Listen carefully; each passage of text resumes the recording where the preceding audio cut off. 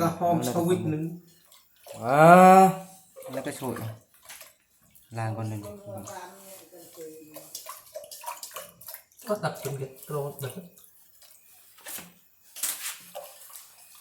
จะบอนเราอันนี้ทำความสะอาดก่อนเลยก่อนนะเดี๋ยวมันเปื่อนเลยก็เครื่องคุเลยเครื่องคุหน่อยนะทุกคนได้ละ2 โลประมาณนั้นแหละ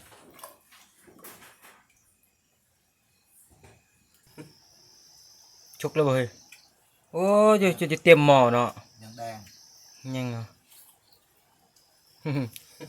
ถ้ากินเลยเนาะกินในหม้อเลยอยากแห้งแล้วปะไม่เงี้ยดอยน้ำเนาะมานี่ทุกคนกำลังเริ่มนี่กินไข่ต่อนี่มาเริ่มมาบ่อย แซ่บบ่แซ่บบ่ เซฟ แซ่บเนาะ